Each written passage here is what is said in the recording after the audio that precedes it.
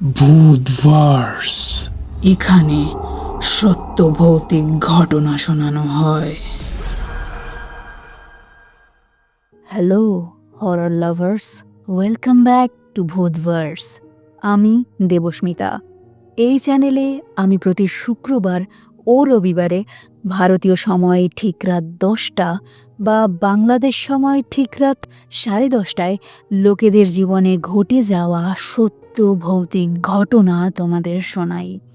ঘটনাগুলো শুনে তোমরা বিশ্বাস করবে কি করবে না সেটা একান্তই তোমাদের ব্যক্তিগত সিদ্ধান্ত। আপাতত এই ঘটনাগুলোকে এন্টারটেনমেন্টের একটা মাধ্যম হিসেবে বিবেচনা করে শুনতে থাকো ভূতভার্সের আজকের এপিসোড। তো চলো বেশি কথা না বাড়িয়ে আমি তোমাদের হোস্ট দেবস্মিতা আছি তোমাদের সাথে। শুরু করা যাক ভূতভার্সের একটা নতুন horror podcast or episode number 41। আজকে আমি তোমাদের জিন বিষয়ক একটা মারাত্মক সত্য ঘটনা শোনাবো। আশিক জিনের আসর যে কতটা ভয়াবহ হতে পারে তাই ঘটনাটা শুনলে তোমরা নিজেরাই বুঝতে পারবে। আজকের এপিসোডটা যেসব মেয়েরা শুনছো, বিশেষ করে টিনেজার মেয়েরা, আমি তোমাদেরকে অনুরোধ করব প্লিজ একটু মন দিয়ে শোনো আজকের এপিসোড। হয়তো কোনো অবশ্যম্ভাবী বিপদের হাত থেকে এই ঘটনাটা শোনার পরে তুমি রক্ষা পাবে। এবার আর বেশি কথা না বাড়িয়ে ঘটনার দিকে এগোচ্ছি। আজকে আমি যে ঘটনাটা শোনাবো সেটা যিনি লিখেছেন তিনি নাম প্রকাশে অনিচ্ছুক, তাই আমি ওনাকে অ্যানোনিমাস পারসন হিসেবে সম্বোধন করছি। তো এবার উনি যেভাবে লিখেছেন আমি ঠিক সেভাবেই পড়ে শোনাচ্ছি। হ্যালো দেবস্মিতা, সকলকে সালাম জানিয়ে লেখা শুরু করছি। আমি প্যারানর্মাল সোসাইটি বাংলাদেশ ফেসবুক গ্রুপের একজন সদস্য। যে সকল আপুরা আজকের এই এপিসোডটা শুনছেন আমি তাদের উদ্দেশ্যে বলতে চাই, আপু, আমি যদি আপনাদের বলি আপনার উপরে শুধু ছেলেরাই নয় জিনেরাও ক্রাশ খায়, তখন আপনার রিয়াকশন ঠিক কেমন হবে? আজকে এমন সিচুয়েশন ফেস করা এক মেয়ের ঘটনাই আপনাদের শোনাবো। গল্পে কিছু সেন্সিটিভ টপিক আছে যেটা অনেকের ভালো নাও লাগতে পারে, তাই অনুরোধ রইল নিজ দায়িত্বে শুনবেন। তো গল্পের প্রধান চরিত্র আমার কোনো এক আত্মীয়, এবং তার প্রাইভেসির জন্যই তার নামটা আমি প্রকাশ করব না। তবে তাকে আমি একটা ছদ্মনাম দেব, মারিয়া। ঘটনাটা বেশ কিছুদিন আগের, 5 বছর তো হবেই। তখন সম্ভবত মারিয়ার বয়স ছিল 14 বছর। তার বাড়ি হলো সিলেটের বিয়ানীবাজার উপজেলায়। ওর ফ্যামিলির বিশাল চা বাগান আছে, আর বাড়ির কাছেই একটা বাংলো বাড়ি ছিল, অনেকে কটেজও বলে। ওরা মূলত ওইখানেই থাকতো। দারুণ জায়গা, দেখলেই মন জুড়িয়ে যাবে। স্পেশালি কটেজের বারান্দায় বসে রাতে ঝিঝি পোকার ডাক শুনতে শুনতে চা খাওয়ার মজাই আলাদা। এবার মারিয়ার ব্যাপারে আসি। মা বাবার আদরের একমাত্র মেয়ে, খুবই চঞ্চল স্বভাবের। দৌড়াদৌড়ি লাফালাফিতে ছিল ওস্তাদ, গাছেও উঠতে পারত। তবে ওর কোনো ভাই বোন না থাকাতে মন মরা হয়ে থাকত। আর ওদের লোকেশন এমন যে আশেপাশে কোনো প্রতিবেশীও নেই। তো আমি প্রতি 2 বছর অন্তর ওদের বাসায় বেড়াতে যেতাম। আমি আর আমার ছোট বোনকে পেলে ওর যেন আর খুশির সীমাই থাকতো না। আর আমরাও ওকে খুবই পছন্দ করতাম। আমরা গেলে ও আমাদেরকে ওর বাসার চারিদিক ঘুরিয়ে দেখাতো। তবে আমি বা কেউই জানতাম না যে কিছুদিনের মধ্যেই সব ওলট পালট হয়ে যাবে। আমরা আসার ঠিক 2 দিন পর সকালে নাস্তা করার পর ঘুরতে বের হই। ঘুরতে ঘুরতে আমরা ওদের বাসার পিছনের দিকের একটা জঙ্গলের কাছে চলে আসি। ওইখানে আমরা প্ল্যান করি যে আমরা লুকোচুরি খেলব। যেমন কথা তেমন কাজ। তো খেলায় আমি হলাম চোর, মানে আমাকে ওদের খুঁজতে হবে। তো আমার বোন পাশেই লুকিয়েছিল, কিন্তু মারিয়া জঙ্গলের ভেতরে চলে যায়। তো আমি আমার বোনকে খুঁজে পেলেও মারিয়াকে খুঁজে পেলাম না। আমার বোনকে জিজ্ঞাসা করলেও বলে যে মারিয়া জঙ্গলের ভিতরে লুকিয়েছে। তো আমরা দুজন মিলে অনেকক্ষণ খোঁজাখুঁজি আর ডাকাডাকির পরেও কোনো সাড়া না পেয়ে ভাবলাম ও হয়তো বাসায় চলে গিয়েছে। এদিকে দুপুর হয়ে যাওয়াতে আমরাও বাসায় ফিরে আসি। বাসায় আসার পরে দেখলাম মারিয়ার কোনো খোঁজ খবর নেই। কিছুক্ষণের মধ্যেই ওর মা বাবাও ওকে খোঁজা শুরু করলো। আমাদেরকে জিজ্ঞেস করলে আমরা সব ঘটনা খুলে বলি। তখন তারা বাগানের কর্মচারীদের নিয়ে জঙ্গলে মারিয়াকে খুঁজতে বের হয়। দুপুর গড়িয়ে রাত হয়ে গেল, কিন্তু মারিয়ার কোনো খবর নেই। কিছুক্ষণ পরেই আমরা হট্টগোল শুনতে পেয়ে সেখানে যাই। গিয়ে দেখি মারিয়া অর্ধনগ্ন অবস্থায় অচেতন হয়ে মাটিতে পড়ে আছে। আমরা মারিয়াকে সেখান থেকে উদ্ধার করে বাসায় নিয়ে আসি। বাসায় আসার পরে আমরা দেখতে পাই ওর সারা শরীরে আঁচড়ের এবং কালো জখমের দাগ। কিছুক্ষণ পরে ওর জ্ঞান ফিরে আসে। জ্ঞান ফিরলেও ও কোনো কথা বলছিল না, অদ্ভুতভাবে চারপাশে তাকাচ্ছিল। এরপর ওর শরীরও খারাপ হয়। এই অবস্থায় ও 3 দিন ছিল। এরপর মারিয়া ধীরে ধীরে সুস্থ হতে থাকে এবং 1 সপ্তাহের মধ্যে পুরোপুরি আগের মতো হয়ে যায়। আমাদেরও ছুটি শেষ হওয়ার কারণে আমরা ঢাকায় ফিরে আসি। হয়তো ভাবতে পারেন কাহিনী এখানেই শেষ, কিন্তু আসল ভয়াবহতা তো এখনো শুরুই হয়নি। নিজেদের চোখের সামনে একটা জীবন নষ্ট হয়ে যাচ্ছে, আর আমাদের কিছুই করার ছিল না, শুধু দেখা ছাড়া। এই ঘটনা ঘটার পর 2 বছর কেটে যায়। মারিয়ার বয়স তখন 17 বছর। তখন সে ইন্টার ফার্স্ট ইয়ারে পড়ছে। এর মাঝে ওর সাথে তেমন কোনো ঘটনা ঘটেনি, সবই স্বাভাবিক ছিল।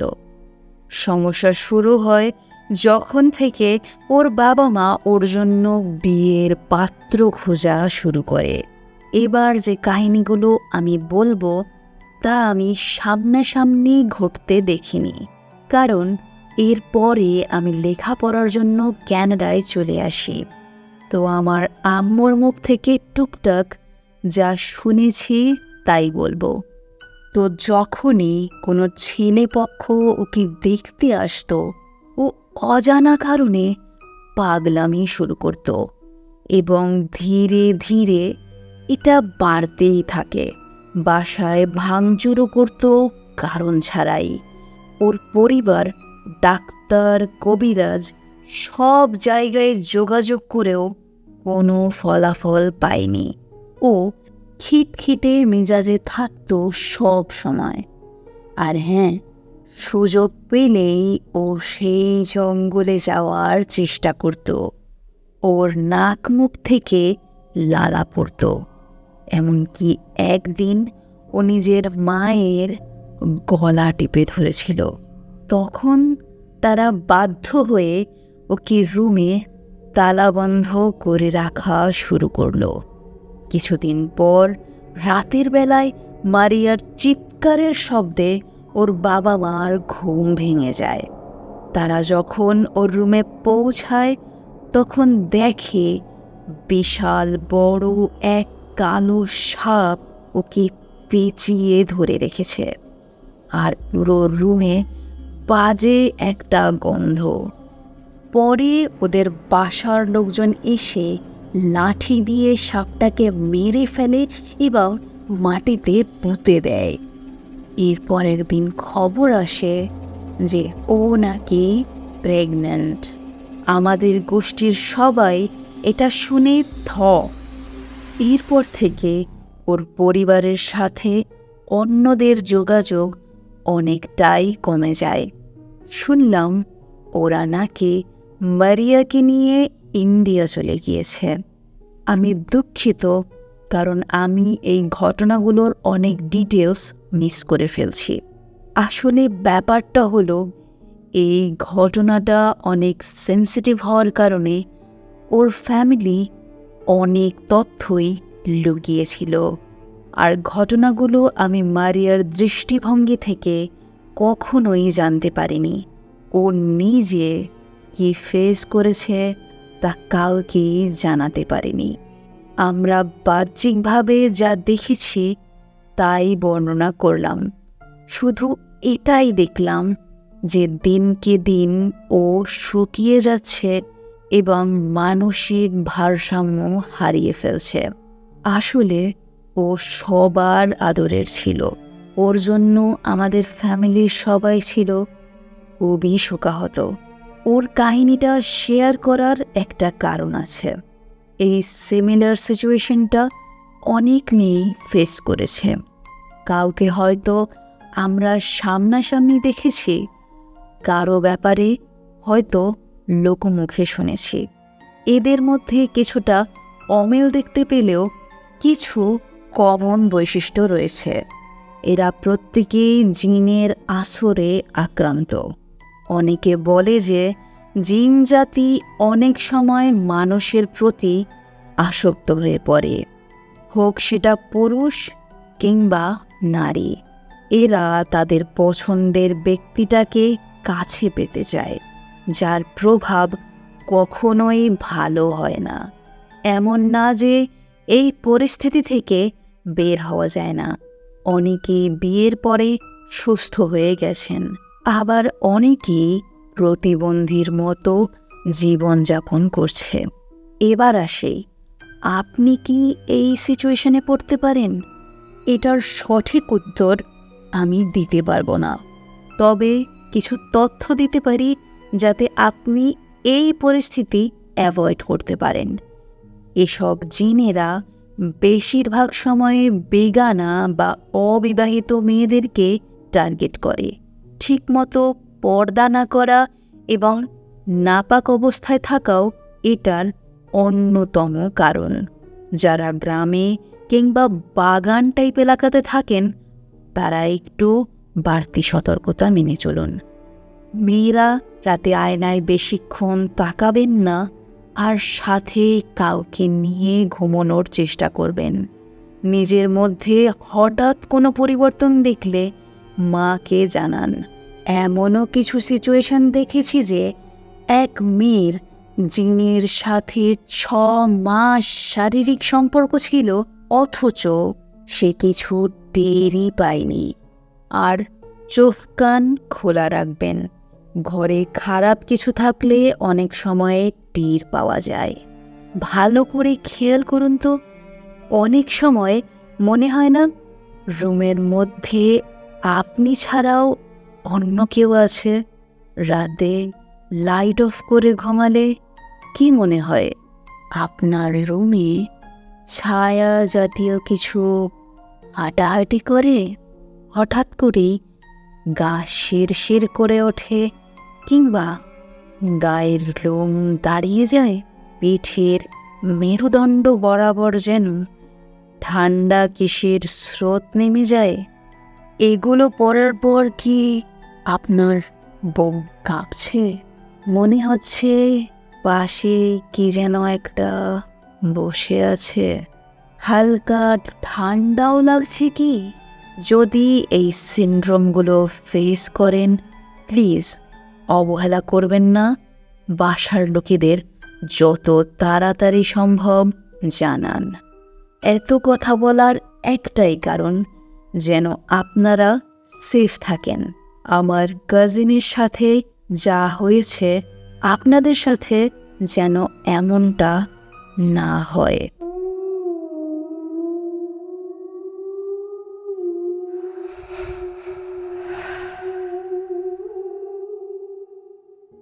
এতক্ষণ শুনছিলে আমার কণ্ঠে একজন অ্যানোনিমাস পার্সনের লেখা এই ঘটনাটি। Story courtesy paranormal society Bangladesh. আশা করছি আজকের এই ঘটনাটা তোমাদের বেশ ভয়ের লেগেছে এবং অনেক কিছু জানতেও পেরেছো এই ঘটনাটা থেকে। তো এই ছিল আজকের এপিসোড, আর এটা ভূতভার্স চ্যানেলের প্রথম কোলাবোরেশন ভিডিও, যেটা আমি প্যারানর্মাল সোসাইটি বাংলাদেশের সাথে মিলে করেছি। আমি তোমাদেরকে অনুরোধ করব, তোমরা প্লিজ ডেসক্রিপশন বক্সে দেওয়া লিঙ্কে ক্লিক করে প্যারানর্মাল সোসাইটি বাংলাদেশের ফেসবুক পেজটা ভিজিট করো এবং সেখানেও এই ভিডিওটা আপলোড করা হবে। তো তোমরা চাইলে এই ঘটনাটা ফেসবুক থেকেও শুনতে পারো। এবং যারা paranormal society Bangladesh Facebook page থেকে এখানে এসেছো, আমি তোমাদের সবাইকে ওয়েলকাম জানাচ্ছি। আশা করছি এখন থেকে তোমরা ভূতভার্স পরিবার এবং প্যারানর্মাল সোসাইটি বাংলাদেশ পরিবারের সাথেই থাকবে। তো এই ছিল আজকের এপিসোড। ঘটনাটা তোমাদের কেমন লাগলো তা কমেন্ট সেকশনে অবশ্যই লিখে জানিও। আর আজকের এপিসোডটা ভালো লেগে থাকলে একটা লাইক করে দিও এবং বন্ধুদের সাথে শেয়ার করো, কেননা তোমাদের ভালোবাসা আর সাপোর্টে আমাদের ভূতভার্স পরিবার ধীরে ধীরে বড় হচ্ছে। এরই সাথে এই চ্যানেলটা সাবস্ক্রাইব করে বেল আইকনটা অন করে নিও, যাতে আমি যখনই নতুন হরর পডকাস্ট নিয়ে হাজির হব তখন যেন সবার আগে তোমাদের কাছে সেই নোটিফিকেশনটা পৌঁছে যায়। আমি আবারও নতুন হরর পডকাস্ট নিয়ে হাজির হব আগামী রবিবার ভারতীয় সময় ঠিক রাত 10টা বা বাংলাদেশ সময় ঠিক রাত 10:30টায়। আমি আবারও নতুন হরর পডকাস্ট নিয়ে হাজির হব আগামী শুক্রবার ভারতীয় সময় ঠিক রাত 10টা বা বাংলাদেশ সময় ঠিক রাত 10:30টায়। শেষ করার আগে স্পষ্ট করে বলে দিতে চাই, ভূতভার্স কোনোভাবেই অন্ধবিশ্বাস এবং কুসংস্কারকে প্রমোট করে না। ভূতভার্সের কাজ কেবলমাত্র লোকেদের জীবনে ঘটে যাওয়া সত্য ভৌতিক ঘটনা তোমাদের সামনে উপস্থাপন করা। ঘটনাগুলো শুনে তোমরা বিশ্বাস করবে কি করবে না সেটা একান্তই তোমাদের ব্যক্তিগত সিদ্ধান্ত। তবে আমি সাজেস্ট করব, প্রাথমিকভাবে এই ঘটনাগুলোকে এন্টারটেনমেন্টের একটা মাধ্যম হিসেবে বিবেচনা করে শোনাটাই হবে বুদ্ধিমানের কাজ। আর ভূতভার্সে তোমাদের বা তোমাদের চেনা পরিচিত কারো সাথে ঘটা সত্য ভৌতিক ঘটনা যা তোমরা দেখেছো বা শুনেছো, এমন ভৌতিক ঘটনাগুলো শেয়ার করতে হলে কি করতে হবে জেনে নাও। ঘটনা শেয়ার করতে ভূতভার্সের অফিসিয়াল ইমেল অ্যাড্রেস bhutvars@gmail.com-এ ইমেল করতে হবে, অথবা ভূতভার্সের ফেসবুক পেজের ইনবক্সে গিয়ে লিখে পাঠাতে হবে তোমাদের ঘটনা। এছাড়াও তোমরা ভূতভার্সের ফেসবুক পেজের ইনবক্সে ভয়েস মেসেজের মাধ্যমেও পাঠিয়ে দিতে পারো তোমাদের ঘটনা। তবে ভয়েস রেকর্ড করার সময় একটু খেয়াল রেখো যে জায়গাটাতে বসে তোমরা ভয়েস রেকর্ড করছো সেই জায়গাটা যেন একটু শান্ত বা শুনশান হয়, তাহলে তোমাদের ভয়েসটা প্রসেস করতে আমার সুবিধে হবে। না হলে ব্যাকগ্রাউন্ডে গাড়ি এবং অন্যান্য নয়েজের কারণে তোমাদের বলা ঘটনা ভালোভাবে শোনা এবং বোঝা যায় না। সব কিছুর লিঙ্ক ভিডিওর ডেসক্রিপশন বক্স এবং চ্যানেলের অ্যাবাউট সেকশনে পেয়ে যাবে। আর হ্যাঁ, তোমরা যদি চাও তাহলে আমি তোমাদের পরিচয় এবং গোপনীয়তা রক্ষা করেই তোমাদের ঘটনা শোনাবো, তাই প্রাইভেসি নিয়ে একদম চিন্তা করো না। তো আমি তোমাদের হোস্ট দেবস্মিতা আজকের মতন এখানেই শেষ করছি। সবাই ভালো থেকো, সুস্থ থেকো। দেখা হচ্ছে নেক্সট হরর পডকাস্টে। সেই অবধি শুনতে থাকো ভূতভার্স। এখানে সত্য ভৌতিক ঘটনা শোনানো হয়।